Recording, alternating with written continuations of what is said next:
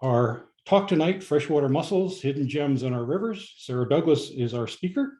Sarah is an associate malacologist for the Illinois Natural History Survey in the Prairie Research Institute at the University of Illinois, Urbana-Champaign. She completed her undergrad degree in biology at Hanover College in Southern Indiana and finished her master's in environmental science at Taylor University in North Central Indiana. And she came over to Illinois. Great. Welcome, Sarah. Her primary responsibilities, excuse me, let me back up a little step. Her research interests include conservation of freshwater mussels and riverine ecosystems. Sarah's primary responsibilities involve conducting biological assessments of rare and threatened freshwater mollusks in areas slated for construction activities within Illinois tollway corridors. She's also actively involved in many other collaborations and research projects with native and non-native mollusks. And she's going to talk about a lot of those kinds of things in her presentation. Very quickly, before I turn this over to Sarah, again, I'm a relatively new master naturalist. Last summer, I was looking around at different opportunities for volunteer and getting involved in various things. And one of the things that caught my eye was some of the mussel surveys on the Sangamon River. And some of you, I know, I saw your names there, are involved in those things and are interested in those things. And I have to tell you that I was initially very intimidated by the idea of getting down on my hands and knees and literally crawling around the bottom of the Sangamon River, finding mussels. It was a blast and I had a great time. And certainly I look forward to the ones coming up this summer. And again, Sarah's going to talk a little bit about those surveys. Just to remind you, if you have questions, please put those in the chat and Sarah's going to leave some time at the end that we will address your questions. So Sarah, you're on. Thank you. Thanks, Walt. I appreciate that. I love hearing how people have fun, especially in their initial experiences in the river, searching for freshwater mussels. So let's jump in. I very much thank you for attending this talk and for your interest in freshwater mussels. And tonight I'm gonna provide just a brief natural history on freshwater mussels, their importance historically as well as currently, and then highlights of mollusk-related projects in Illinois. So first, what is a freshwater mussel? Technically, it is a bivalved mollusk, so it has two valves that live in freshwater. They're also referred to as freshwater clams, naiads, or unionids, which is the scientific name for the group to which most mussels belong in North America, Unionidae.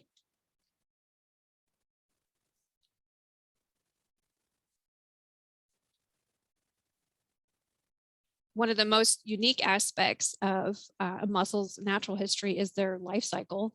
Freshwater mussels, most that is, need a fish to complete their life cycle. And here we have larval mussels called Glaucidia that are released into a potential host fish. Glaucidia usually attach to gills, but they also attach to fins. The larval mussels will then encapsulate and hang out on their host for a few weeks while completing their metamorphosis. So once completed and now juveniles, they slough off their host to settle into the substrate. Some mussels will use a suite of species, say black basses, and other mussels will use only one or two hosts. For example, we have several species that will only use a freshwater drum in Illinois. And then one interesting mussel only hosts on the common mud puppy, and it's called the salamander mussel.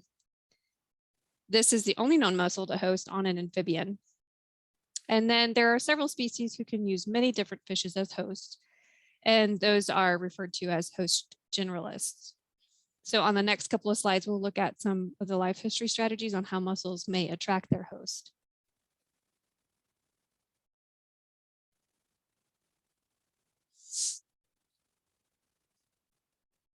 So here we have a female lampsless species. This is one of our common species that we have also in Illinois that's displaying a fish lure. So I'll play this video a couple of times and you guys can submit your ideas of what fish this might mimic. Let me find the play button here.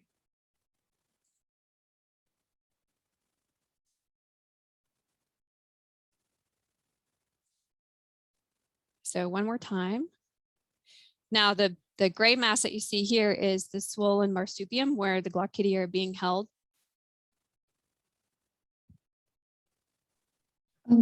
Sorry, we couldn't hear that. But there's in the share screen settings, you can share sound, or we can. What was that? We couldn't hear it. Oh, I don't have sound, just video. Okay, then never mind. Okay. Is my bar for the information displaying on this, or can you see like the full screen? I just wanted to ask real quick. We can see it. Oh, you can. Like we can't. No, we can't see the bar. We okay. can see the screen. Sorry. Okay, no, that's fine. It just shows up on mine. I just wanted to make sure it wasn't distracting. Okay, so this is a female rainbow Velosa iris, a mussel display that has a crayfish lure. So this mussel is actually also moving along with manipulating. These are what we call modified mantle margins in order to best mimic, in this case here, a crayfish. Now, the next couple of slides, we're going to look at different mantle displays. This one in particular is with the group Quadrillini. It's kind of it's the tribe Quadrillini, which is just a larger group of these mussels that are typically more of the thick-shelled, more ornate mussels that have ridges or pustules and things like that. So in the upper left-hand side, this is the rabbit's foot, which we have in Illinois, is federally listed for its display here. And on the right at B is the pimpleback, which is one of our common mussels that we have here in Illinois. The bottom left is a winged maple leaf that's showing an inflated mantle magazine. And then this example in D is the pistol grip. And again, this is a different type of inflation, the mantle magazine here. And a lot of these, especially B, C, and D, attract catfish hosts, while A species, the Eloderma species, attract minnow hosts. Conglutinates are essentially like egg packets or Glaucidia packets. They have mature or immature Glaucidia. And in A, in the top left here, we have conglutinates from the lampsless species that was in the video. As an example, this is plain pocketbook. And this slide here, it's one of our also more common species. And so a fish will go to attack that lure thinking it's something it can eat. And then the mussel will release sometimes these specific types of conglutinates that the fish will ingest, and then the Glaucidia will encapsulate onto their gills, for example. And B, we have Wabash pigtoe. These are conglutinates. The more of the pink opaque are not mature, while the clear, let me see if I can point it out here, is a very mature fertile egg that has the Glaucidium intact. C on the bottom left are conglutinates from the western fan shell. And there's two different color morphs here. There's this really pretty magenta and then a dark brown color morph. And then D is a conglutinate from the fluted kidney shell. We don't have fluted kidney shells in Illinois, but we do have a sister species that's called the kidney shell. And they strongly resemble black 5 pupae. So this slide and the previous slide was from a paper in 2008 released by Barnhart et al. in looking at the adaptations of larval parasitism within the Unionidae. So here's some examples of Glaucidia. In the top left picture, where the white arrow is an example of Glaucidium that's encapsulated in the fish gills. On the bottom left is Glaucidia that's encapsulated on the fish fins.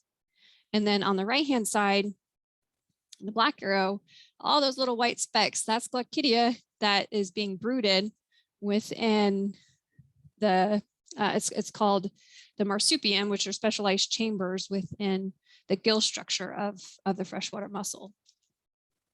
So that's where mussels will brood their eggs until they become mature enough in order to be released in one of those strategies we just discussed.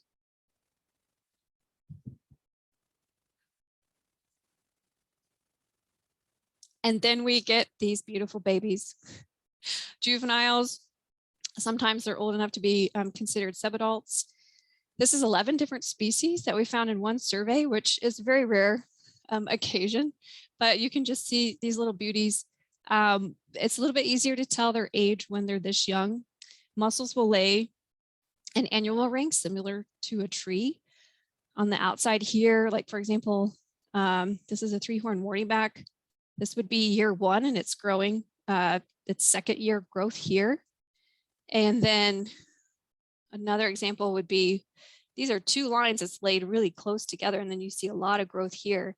So sometimes it's quite easy to be able to tell how old a mussel is when they're this young. We're not able to tell easily. Once they get older, one of the other things that mussels will do is lay what's called disturbance rings. Now it's usually not as heavy of a line, but for example, if there's some big environmental change or condition, like if they get dislodged and moved from a big flood event or something like that, they could lay a disturbance ring. And they also can lay rings just through surveying and being pulled up out of their spot as well. So sometimes, especially when they get older, it gets really difficult to age them.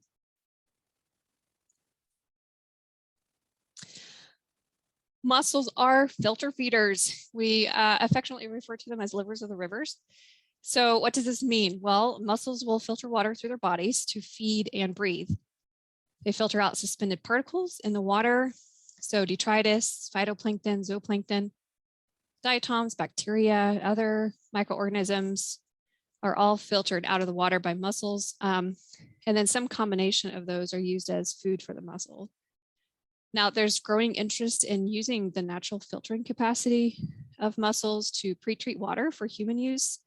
For example, Teresa Newton's group in the Upper Mississippi River in 2011 had estimated that mussels in about 480 kilometer reach of the Upper Mississippi River can filter approximately 53 million cubic meters per day, while a Minneapolis St. Paul wastewater treatment plant produces wastewater flows for approximately 0.7 million cubic meters per day.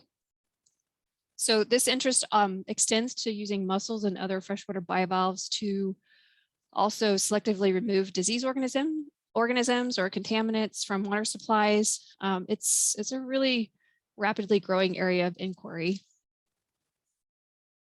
And there was, in 2014, Ismail et al. Had found that the California floater, which is a species that's on the West Coast, and Corbicula fluminea, which is one of our invasive species found throughout the US, they can actually remove pharmaceuticals, personal care products, herbicides, flame retardants from the water, and they'll either biodeposit, which is excreting into pseudofeces, or store them in their tissue. This research group also discovered that mussels can actually remove hydrophobic trace organic compounds that can't fully be removed by conventional wastewater treatment. And those can include like ibuprofen or beta blockers, for example.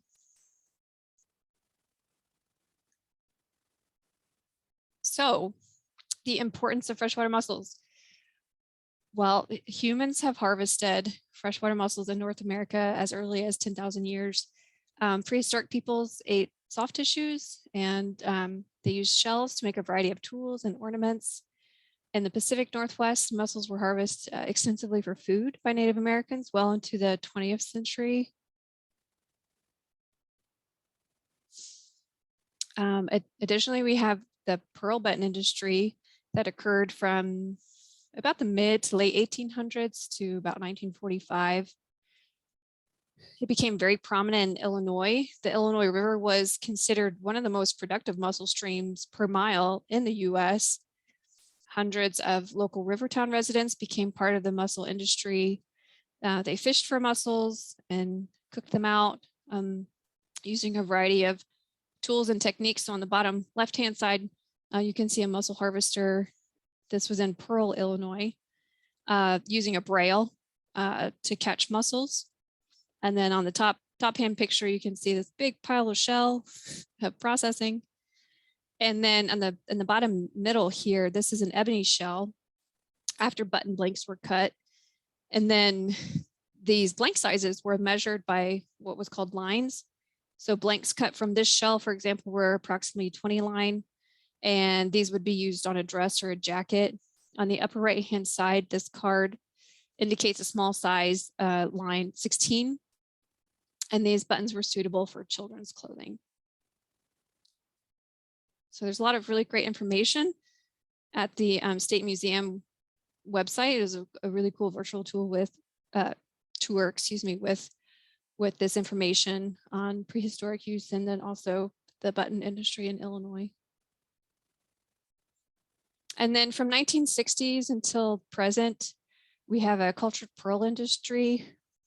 So freshwater mussels were used to seed pearl oysters. These pieces of shell were called nuclei, and then the oyster would secrete a new layer of nacre around this freshwater mussel nuclei, or seed rather, and they would form a cultured pearl.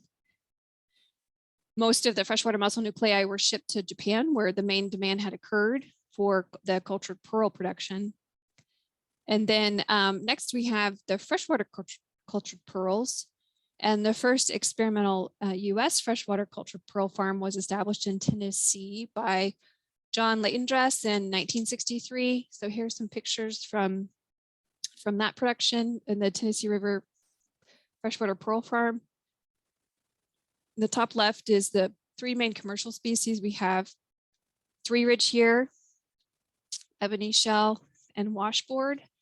And these are the size regulation rings. On the bottom left is an example of the cultured pearl that was inside a washboard that had been harvested. And that's this mussel here. So they would have split it open to harvest this pearl.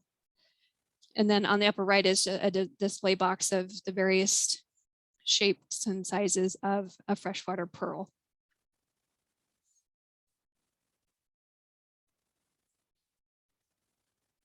So another importance that mussels provide is ecosystem services.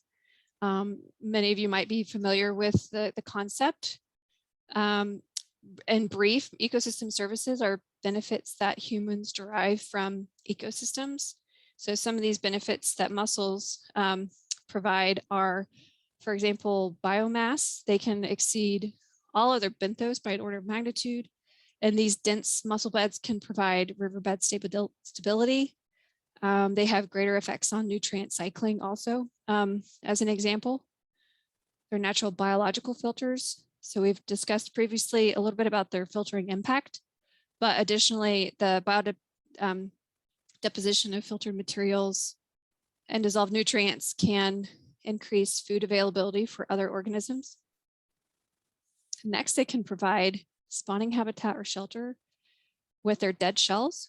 So here's an example of fish eggs on a white heel splitter shell, and then also a white heel splitter that's harboring, I think it was a little stone cat. They are bioindicators. They can serve as sentinels in water quality.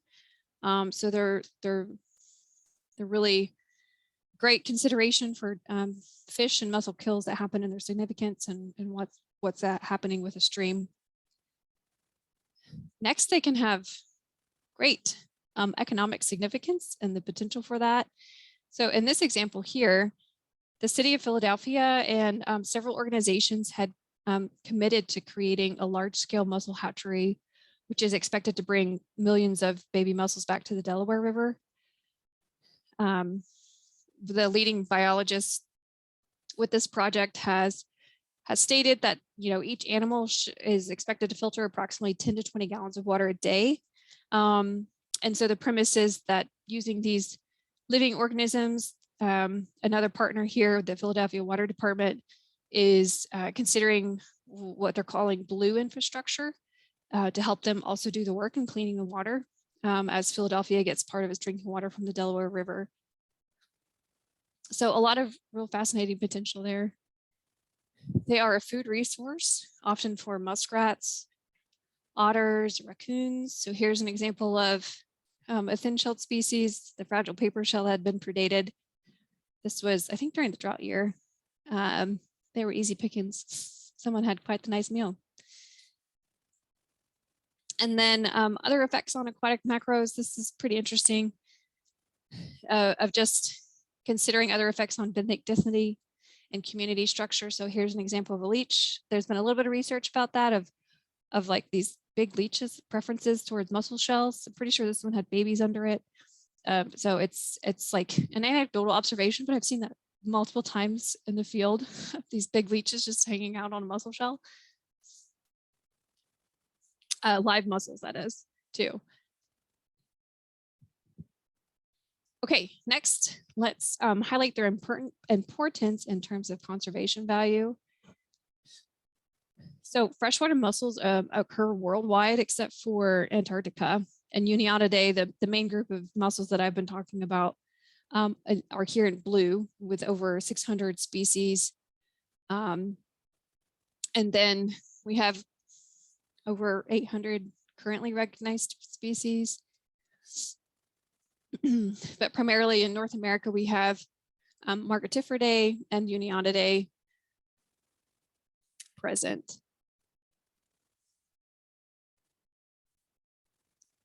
So focusing in a little bit more on North America, we can see that we have just over 300 species present. And if you take a look, we're in the red. And so for the Midwest, we are also considered one of the most biodiverse hotspots globally for mussel species.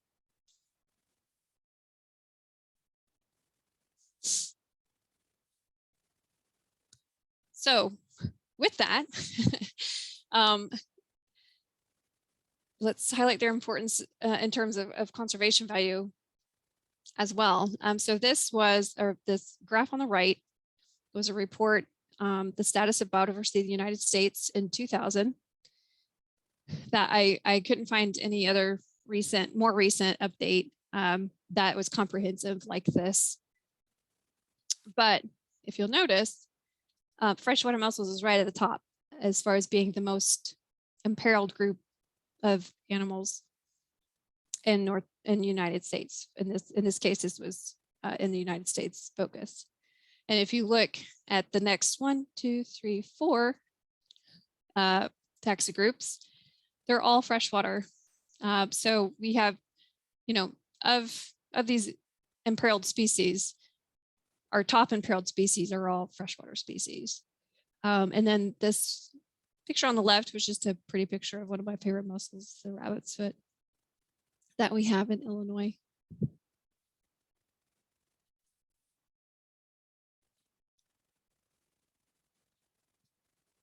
And real brief, I stuck this in right at the last because I forgot I didn't really have anything more specific as far as our status in Illinois. That yes, we have about 81 species. We have 2 main drainages that's present in Illinois, the Mississippi and the Ohio drainage. So you can see in the Mississippi drainage, approximately 54, and the Ohio drainage in general is approximately 80 species. In Illinois specifically, we have 5 that's been extinct, maybe 12 that's extirpated, at least 17 that's endangered, 8 of which are federal, and 8 threatened species. So we have, you know, approximately 50% or more of our species that's at risk. 48% that's mostly stable. And these are some pictures here at the bottom of some of our more rare animals. Okay, so moving on to some of our fun mollusk projects that we've had across the state. When I first started here, I was on what's considered state wildlife grants. So it was all grant funded monies. And one of our first big projects that I did with my colleagues, Allison Stadola and Diane Shastine, was investigating mussel communities in Illinois' wadable streams statewide. So we had covered over 1,000 sites and all basins. We found 52,000 plus mussels. So there had been lots of freshwater mussel surveys. The INHS has such a rich history of survey work, and that included some mollusk work, but it was more sporadic, and there had not been any kind of comprehensive survey work for freshwater mussels in the state. But there had been previously great foundational work, and also the museum that Kevin Cummings had initiated as well. And you can find our reports for these basins on our website. So one of the things that we did was highlight an updated distributions or retractions or new occurrences. And so some of the things that we found in our work was a range expansion for Lampsalis hydiana, the Louisiana fat mucket. So it had been known previously from some southern states, and we had found it looked a little bit different than our Lampsalis siliquatia, which is the fat mucket that we've had historically present in Illinois. And that's what this picture is here. And so we had completed a genetic analysis and worked with several different collaborators in a few different states and did a more of a regional genetic analysis. And sure enough, we have hydiana present in the state. And then my other colleagues, Jeremy Tiemann and Kevin Cummings, had discovered bank climber also as a range expansion in this very southern part of Illinois, the Ohio River. And then within the state too, we had discovered southern populations of little spectacle case. And not many mussel surveys had occurred in southern Illinois, in large part because some of the early naturalists were really wary of the snakes in southern Illinois. And it's very hard to sample in some of those places as well. But because of the survey work and new locations, and the species was clearly doing well where we found it, the species was able to be delisted from threatened. It had been on the threatened and endangered list for a number of years. And now it's considered a species in greatest conservation need. So that was exciting to see all of that. Some of our other fun work, some things are just opportunities, unexpected opportunities.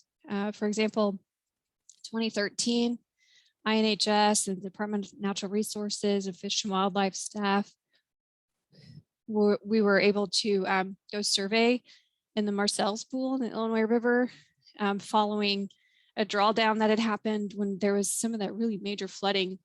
A couple of barges had broke loose and hit the dam, so the water needed to be drawn down in order to assess the damage to the dam and remove the barges. So the Army Corps of Engineers and Fish and Wildlife had made a coordinated effort for us to be able to go check just to see the status of mussels and do any kind of rescue operations as a possibility. And so it was amazing. We found 23 species, over 14,000 mussels in just a 2-day blitz here, with over 25 people being able to be on the river. And in this course of time, there was one federally listed species that had been extirpated from the state for 100 years, the scale shell that was discovered. Actually, Kevin Cummings is the one that was like, oh, this looks a little bit different. And sure enough, it was the scale shell. So that was our first record. And so far to date, only record. It's, again, difficult to survey sometimes in some of these big rivers. And then especially with a very rare species like this in the midst of thousands. to come across one. But it's nice to see at least this is a very young and healthy individual. So hopefully that they are recolonizing back in the Illinois River.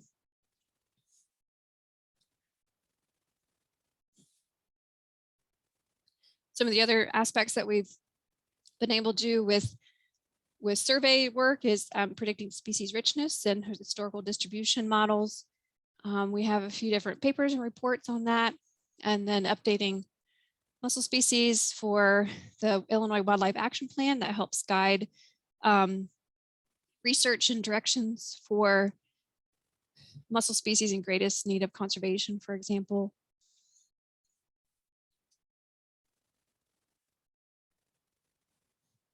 Next, some more research focused on the Illinois River. Dr. Andrea Fritz, she's not with NHS anymore. She's with the USGS, I believe. But she did a great study on excuse me, being able to combine the use of museum specimens and modern day animals from the Illinois River. And she investigated the mussel's age and growth rates and disturbances that had happened during its lifetime by being able to cross-section these thin shell slices here. And so she had, this time span of about 140 years of that she was able to look at what mussels in the Illinois River are doing. So for example, in this little figure here, the mussel shells that were collected in 2013, which is in blue, versus the mussel shells that had been collected from one of the first surveys in 1897, is showing that the mussels today are growing approximately 20 millimeters larger and at a 50% greater rate than mussels that were collected in the late 1800s from this same location on the Illinois River, for example, near Havana. So the other thing that she had used in this research was to study legacy contaminants and how their concentrations had changed over time. And she also looked at stable isotope signatures, which can shed light on like different nutrient sources and where those were coming from.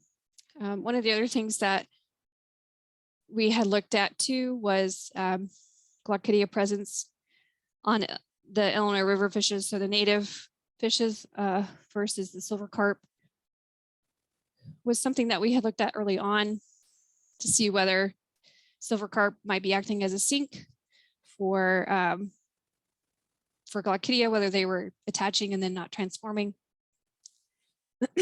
But we did not find any that were on silver carp. They didn't answer the question whether they perhaps had consumed them, but we did still see good recruitment and encapsulation on our native species that we had processed in this study. One of the other aspects that we've done are reintroductions. And here specifically was with 2 federally endangered mussels that had been considered extirpated from the state. This is the northern riffle shell and the club shell.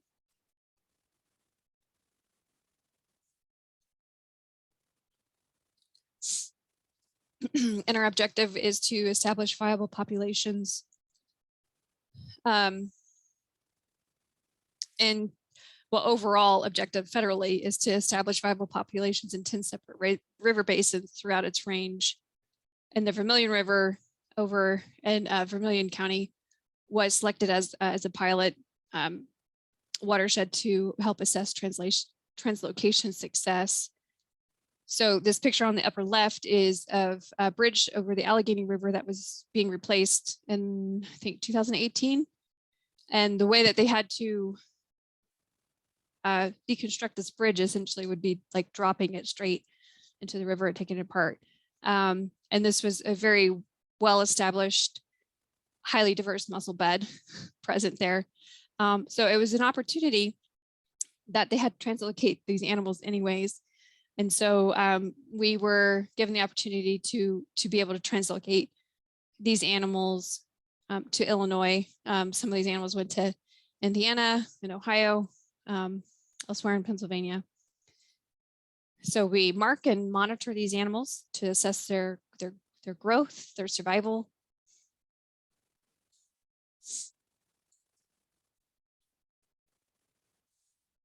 And currently we have a recently graduated master's student, Hugo, who had his project focused on modeling suitable habitat for circuit mussel species. Excuse me. Which then helps determine the total amount of suitable habitat for club shell, northern riffle shell, in the Middle Fork and Salt Fork Vermilion rivers. So he's recently completed that, working on, I think, getting a manuscript out. There's been a lot of monitoring work and effort and survey work for getting these animals in and making sure they're alive.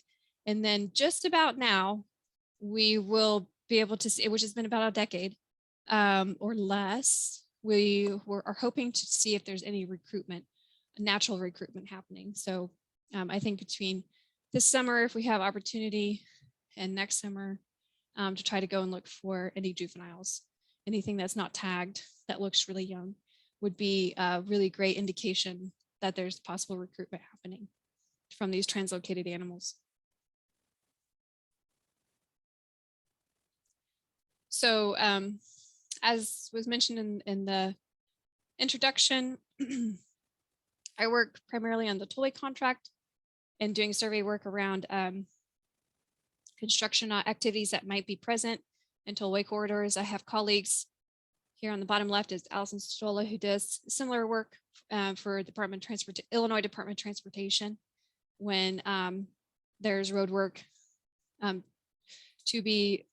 slated to be happening.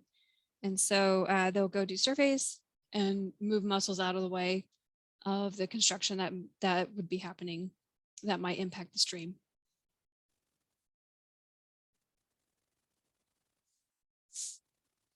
So some of the other fun side research opportunities that can happen. And one of the things that I was able to do here was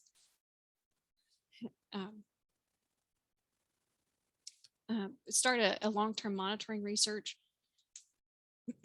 with the mussel population in the Kishwaukee River at I-90. There was a lane expansion that had happened, I think in 2013, 2012.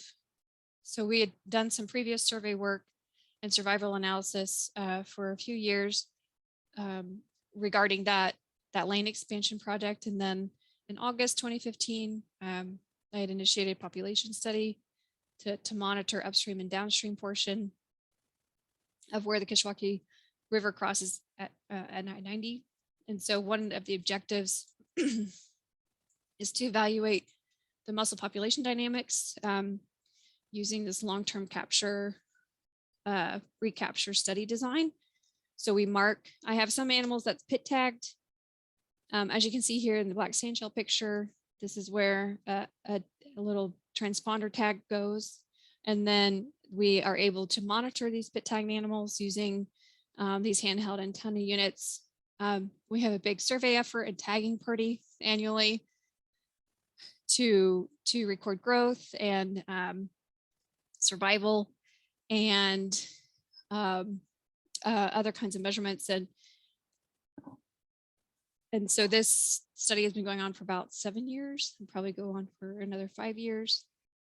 And this data will allow us a better understanding of biotic and abiotic factors that influence the mussel community here within the Kishwaukee River, and then also recolonization efforts within this post-construction stream area.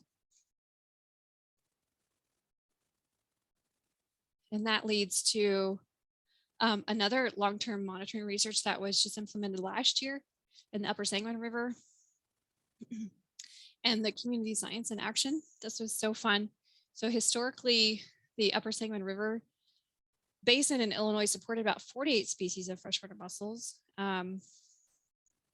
although 28 were observed in surveys by INHS in 2009 to 2011. So more recent surveys by citizen scientists with the Illinois River Watch program have identified about 20 species of living mussels in the basin. The Upper Sangamon River is also a focus area within the Illinois Wildlife Action Plan. And this is due to a large number of biologically significant stream reaches within the watershed. So our project is initiated a long-term study of freshwater mussels in the Sangamon River, and also an associated community effort, conservation effort, excuse me. So this is a collaboration between citizen scientists with Illinois River Watch Network, the Upper Sangamon River Conservancy Group, and partners in the research and education that represent the National Great Rivers Research Education Center, INHS, the Missouri Botanical Garden, and Missouri Zoo. And so what we're looking at here is wanting to answer questions regarding size and composition of the mussel assemblage in the basin, the variability of growth rates and shapes and sizes of the mussels, the longitudinal mobility of mussels in this system, and genetic relatedness of populations of different portions in the watershed, specifically for the pistol grip, and then evaluate any relationships between species composition and watershed stressors. So here we have, similarly to the Kishwaukee study, we tag mussels with unique shellfish ID tags. Excuse me, and then take measurements. So we'll be able to estimate population sizes and movements for any of the species encountered during our surveys annually. So mussels are photographed. Every mussel is photographed. That's going to be used for morphometric analysis. And then we're also looking, as I mentioned, at the genetic relatedness of pistol grip populations in the Upper Sangamon River. So pistol grip's a really interesting species is here on the bottom right. It's considered a focal species for the Upper Sangamon River Basin, as the region is also a nutrient management priority area for point source solution. So we want to see how this species is responding, how it's doing in the basin. It's a species in greatest conservation need currently, and it's listed as declining in Illinois.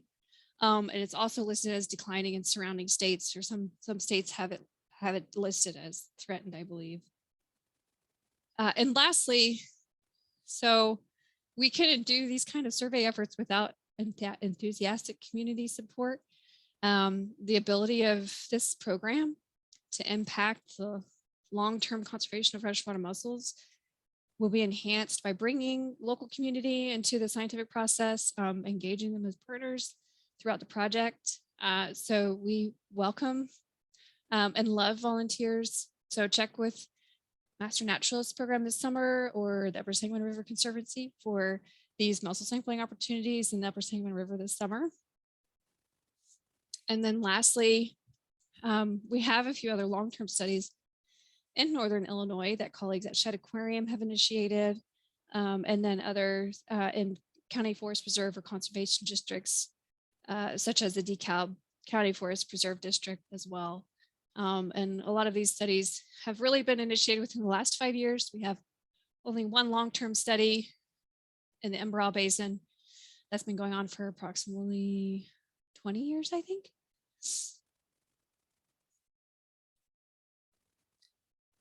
And then I'm going to skip briefly through this so we have enough time for some questions. One of the other research areas I've gotten involved with recently is with environmental DNA or eDNA.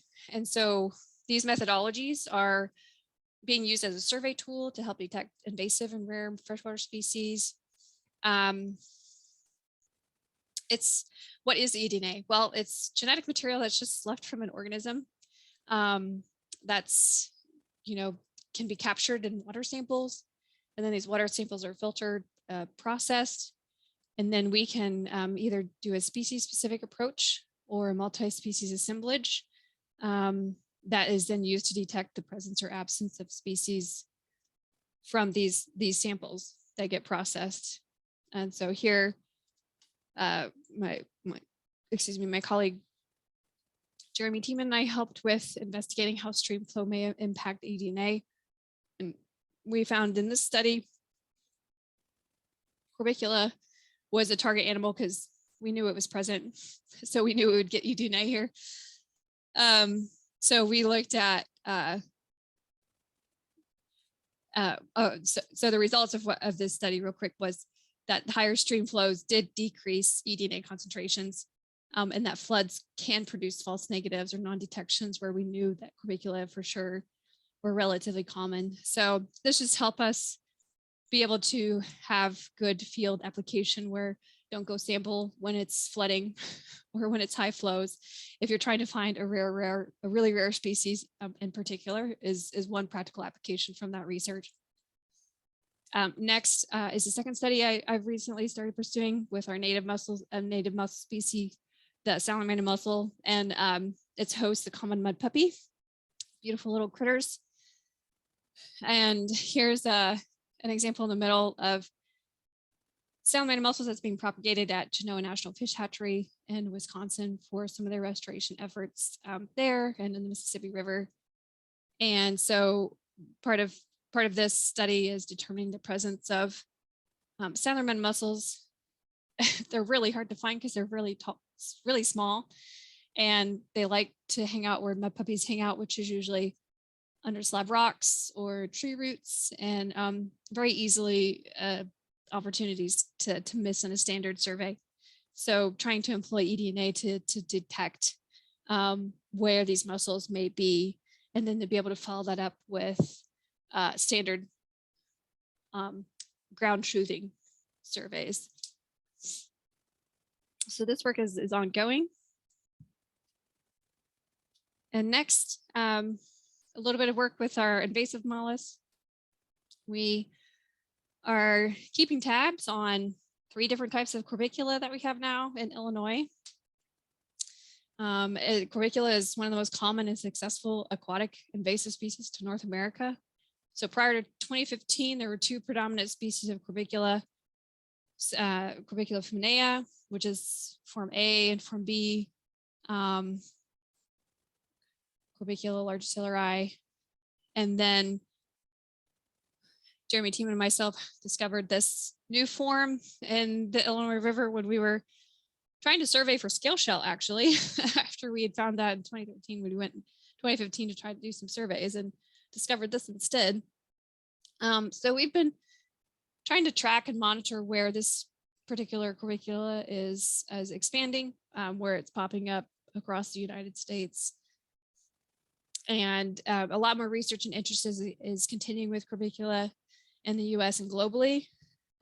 Europe and South America is having the exact same happenings and introductions with various Corbicula species. And so we really want to look harder at any potential impacts to our native mussels. And then lastly, here are some of the most common non-native and invasive mollusk species that we have in the state. So Dracaena species on the left, zebra and quagga mussels. Here's an example of a zebra mussel. It's a large zebra mussel because it's the only one that's attached to a rock.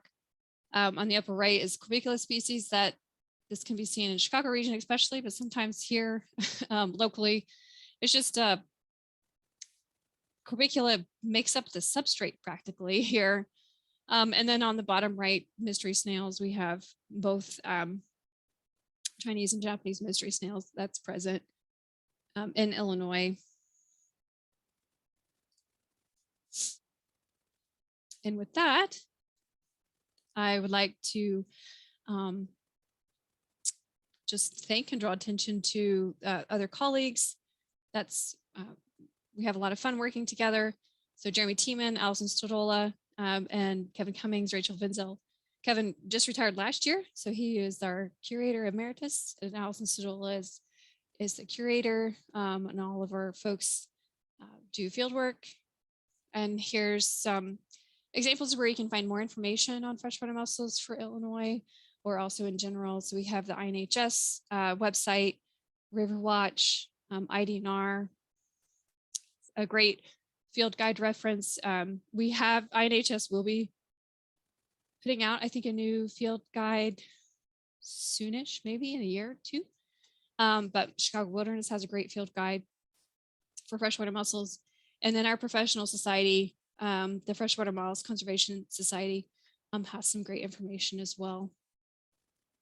And with that, I just want to thank you for your time and participation this evening. And I welcome any questions and happy to chat further with the time that we have left. Thank you, Sarah. Why don't you turn on your video so people can see you as we go through some of these questions? Okay. Let's see as we can start. We have several. First of all, Sue Gallo is asking, what sort of sampling method do you use to find the subadults? I know when I was down there, I think I found one. They're much smaller than the adults. Yes. So that's a great question. Thank you. So one of the things that we find them in our regular survey effort, which is usually a 4-person timed search, and we're just doing tactile visual searching. And as you are sampling or get more experience, then you really start to get a feel for the river and where juveniles might be hanging out. One of the other common practices too is for a quantitative method. So we would actually excavate the stream bed. So you're digging up and then putting it into a quadrat, and it's shaking down through different sized mesh of the substrate. And then that's another alternative for how you can capture and try to find juveniles. Okay. Most of the time they stay buried fairly well. Another question from Don, are the green-lipped mussels in New Zealand true mussels? Is that a Middleist species? My first inclination is that as a marine species. Okay. Or brackish. As opposed to freshwater. Yeah. But I would have to look that up because I'm not as familiar with marine species. The green-lipped, it sounds familiar, but I think it's perhaps the marine counterpart to a freshwater mussel. Janice asked a very good question. What are the reasons for freshwater mussels being so imperiled? Yeah, so especially initially on, it was water quality. Before the Clean Water Act, like for example, in the Illinois River, the Illinois River was depauperate of mussels prior to the Clean Water Act. We had some really good historical records from naturalists that were in the late 1800s. And then there was a survey in the 50s that we have great information from. And then we had a survey in the 80s and then the mid 90s. And it's amazing to see the difference. And you can start to see, like, I couldn't go into too much detail, but we were a little bit shocked, but also ecstatic to see that kind of recovery in the Illinois River. So if you think about, it was depauperate around Clean Water Act, which was the 70s, to mid 2000s. It took 30 years for mussels to recolonize and recover the Illinois River. So that was a big factor is that kind of pollution. Sometimes sedimentation can be an issue. Dams have been a significant issue for freshwater mussels because they block that fish passage. And so when you either lose your host or your source population, then you can lose an entire mussel population above a dam, for example. Okay, Elizabeth is asking, this is relative to the apparent increased size of mussels versus, I forgot what was that, in late 1800s. The excess growth of mussels today, is that due to high nutrient runoff, contamination of the water? And then also, then Bob's also asking that, or is it due to increased water temperature? Or do we know?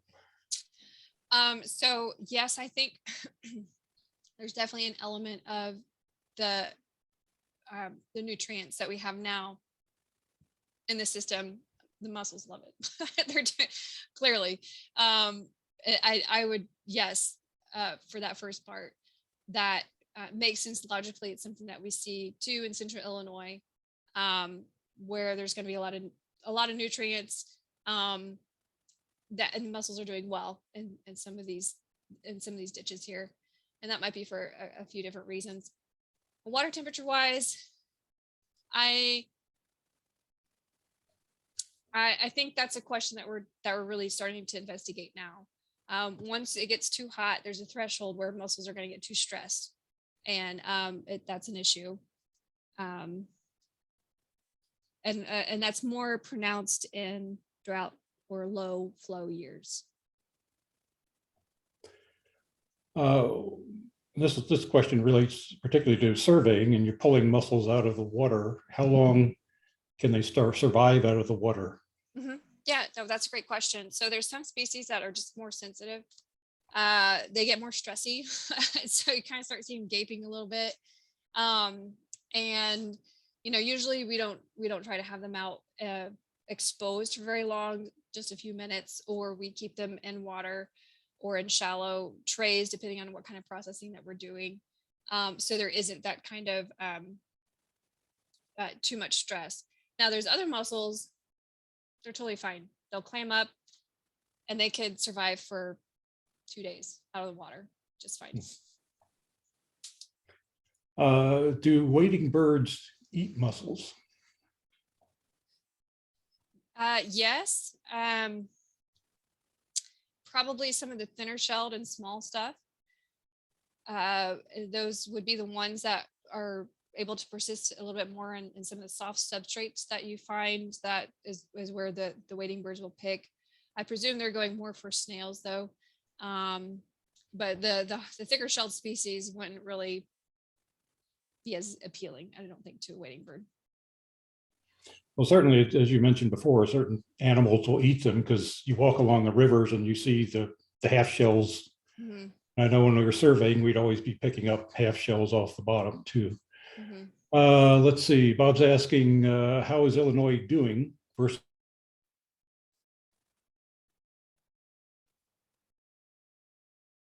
Oh, I didn't catch that last part. Chat here. Yeah. Well, I'm experiencing. How is Illinois doing to? Here it is. Here it is. Oh, nope, that's me. Oh, there you are. My internet's unstable, so that wasn't you. Yeah, how is Illinois doing versus the zebra mussels? There we go. Okay, I see it now. So this is interesting. I just had a conference the end of last week, and someone had given some pretty good information on zebra mussels. So unfortunately, in northern Illinois and even in central Illinois, we're really starting to see zebra mussels pop into some of these smaller lakes, burrow pits and ponds. And I mean, we have records in Kickapoo now. It doesn't seem like we were winning on that end for them popping back up into some of these places that they hadn't been. In Lake Michigan, quagga mussels have really trumped zebra mussels at this point in time. We don't really have quagga in our streams or in some of these lakes that we're aware of right now. Some of the areas on the Illinois River had seen an influx of zebra mussels a long time ago, but we haven't seen near the kind of clustering or detrimental effects in the Illinois, at least lately, that I recall. I've been on there a few times, but there's still the same issues in the Mississippi for zebra mussels at this time. So, and unfortunately, we're really going to have to watch quagga. They might do the exact same thing. So there are people that are hard at work with working on zebra and quagga issues. Okay, Francis is asking, let me see if I can paraphrase this. Besides disturbance rings, can you talk a little bit about how mussels are impacted by sediment disturbances? Is there a huge difference between natural disturbances like rain events or something that's induced by humans like construction near the river? Yeah, There's been more of an effort for sound research on sedimentation. For a long time, and I mean, I feel like malacologists will also acknowledge this too. It had been a little bit presumptuous of saying sedimentation is an issue, but we do know that yes, like for example, if you have a construction site and you don't have best management practices employed there, I mean, you have this exposed hill with just a rain event can just slough that silt right into the river, right? As opposed to a rain event. And we do see some research. I know the Illinois, either geological survey or the water survey, or probably both, has been doing kind of like this long-term monitoring of runoff and things like that too, where it's fairly slow process for some of the erosion that happens. That kind of sedimentation isn't necessarily going to impact a mussel. It's where you might have this big event, slough a bunch of silt into the stream and smother a mussel, and they won't have time to come out of it.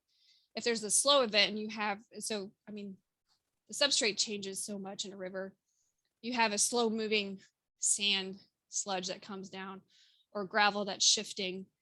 Given enough time, mussels can get out and they will move out of that area. I mean, I've seen that at my study site where I've had different holes, if you will, change and fill in, and my mussels are not there anymore, but they've moved to an adjacent spot. So, so it's an ongoing research opportunity that definitely warrants more investigation. And Joey's asking a question, kind of more practical question in the sense of if you're kayaking on the Illinois River and you see the bottom, are there good areas we could look to observe mussels? In other words, seeing them. Yeah, no, that's great. If you can see the bottom, so for example, one of the areas that I worked on last summer was a backwater area. It's got access to the main channel, but it's this really nice backwater area. The water can be fairly shallow. We had found a ton of mussels and babies. It was interesting because it was like 5 inches of silt over this nice sand. And there was just gobs of mussels in there. So some of those slower water areas, a little bit off the channel, closer to the bank, there's some species that easily colonize in that. Rake your hands to the bottom, start feeling these things and pull them, take a look at them. Carol has a question, and I'm going to piggyback off of that with expand that question a little bit. And she's asking, could you describe the environment of living mussels, like how deep they are? Yeah. I'm going to go one step further, and I'm curious as to, like on the Sangamon, on all rivers, we have a lot of flooding, and it's periodic. Mm-hmm. And so, how do they know? And what do they do when they experience the flooding? More rapid, more flow of water, higher water, more rapidly flowing water. What do they do? And then how do they figure out, as you say, how to move and get out of it? Yeah. So, so there are a number of species that will fully bury and stay fully buried. And then there are also quite a few species that will be only partially buried. So here in this last picture, this is a black sand shell, and this is what we consider partially buried. So you can see these are called the apertures. This is where they're siphoning water in and out. This is what we look for a lot, especially when we're doing visual surveys. And so the other factor too is some mussel species come up closer to the surface or become more exposed during their particular breeding season. So there's quite a few that will be breeding at the same time, and then there's others that breed at a different time. And so you'll have a little bit of this, what's called vertical migration happening. Now, we know from some other studies from excavations, mussels will bury anywhere 13 inches deep at times. and can stay buried that deep. And because of just how water can flow in between, especially like a sand and gravel, a good habitat, that's obviously really easy for them to stay buried. And then mussels, just some of them just hang out. I mean, there's just a few species that you just always see out. And then, so in relation to the flow question, that's where some of these mussels that might not be as secure, if they're either partially buried or if they're just not in great stable substrate, they get dislodged and washed out during these high flow events. And that's something that I'm looking at in my research in the Kishwaukee River. Now, we don't really know if mussels are also trying to intentionally move during these high flows, or just like, I've been hanging out with my brother and my sister too long, I need to go somewhere else. Like, we don't really know that question.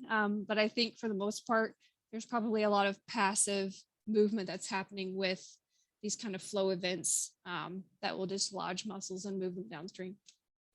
Okay. So one last question. Do zebra mussels smother freshwater mussels? And are they a significant factor in potential extinction of the freshwater? Yes. Yep. Zebra mussels can cluster.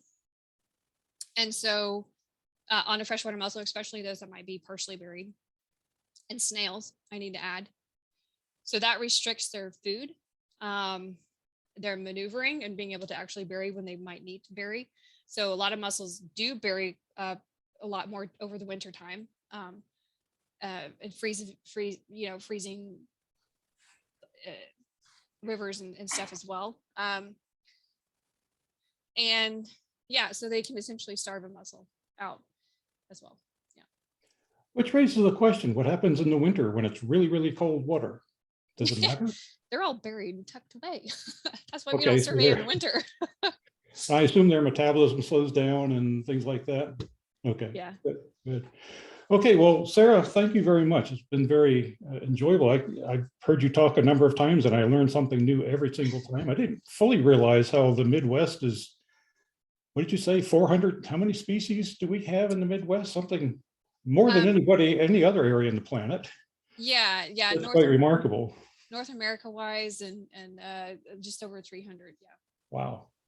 And just for those of you who are still tuned in here, Amanda put in a link for the evaluation, so please take a look at that.